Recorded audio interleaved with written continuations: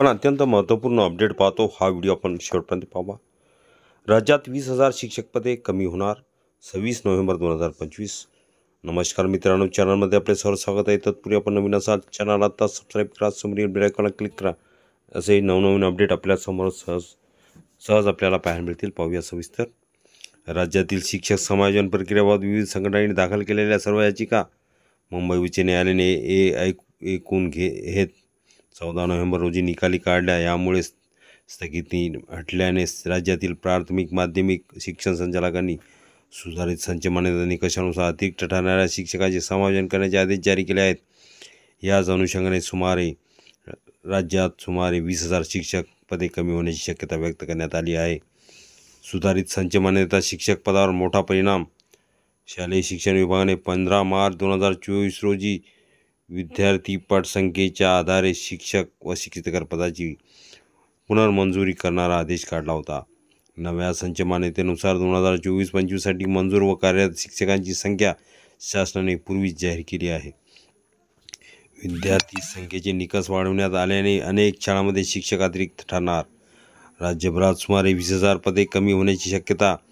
अतिरिक्त शिक्षकांचे रिक्त जागांवर समायोजन केले जाणार।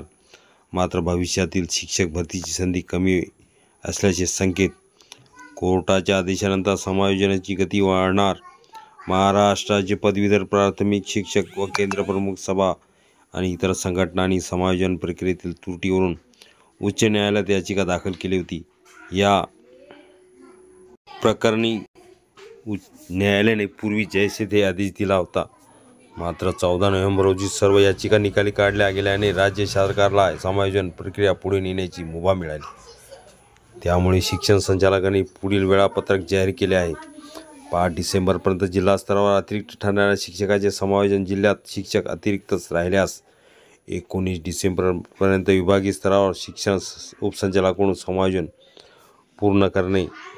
यामुळे राज्यातील सर्व जिल्ह्यात मोठ्या प्रमाणात समायोजनाची प्रक्रिया सुरू होणार आहे। ग्रामीण भागातील 6वी ते 8वीच्या वर्गासाठी संकट। सुधारित निकषामध्ये विद्यार्थ्यांची संख्या वाढल्याने ग्रामीण भागातील माध्यमिक स्तराला सर्वाधिक फटका बसणार आहे। 6वी ते 8वीतील विषय शिक्षकांची मोठ्या प्रमाणात पदे कमी। अनेक शाळांत विषय शिक्षक अतिरिक्त ठरणार। कमी विद्यार्थी संख्येच्या ग्रामीण शाळांवर याचा परिणाम शिक्षण क्षेत्रात यावर तीव्र प्रतिक्रिया उमटू लागली आहे। संघटनाची भूमिका। संघटनांनी या सुधारित निकषाला विरोध दर्शवताना म्हटले आहे। हा व्हिडिओ उपयोगी वाटला तर लाईक, शेअर आणि अखिल तांबुसर क्लासेस चॅनलला सबस्क्राईब करा। शिक्षण हा कायद्यातील तरतुदी डावलून महाराष्ट्र शासनाने अन्यायकारक संच मान्यता निकष जाहीर केले आहेत। ग्रामीण भागातील शाळांना याचा सर्वाधिक फटका बसतो। आम्ही उच्च न्यायालयात याचिका दाखल केली असून सुनावणी लवकर व्हावी यासाठी प्रयत्न सुरू आहेत।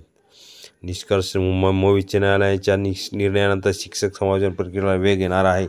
मात्र नव्या संच मान्यतेमुळे मोठ्या प्रमाणात शिक्षक पदे कमी होण्याची शक्यता असल्याने ग्रामीण शाळा, शिक्षक संघटना आणि शिक्षण क्षेत्रात चिंतेचे वातावरण निर्माण झाले आहे। पुढील काही आठवडे राज्यातील शिक्षक व्यवस्थापनासाठी निर्णायक ठरणार आहे।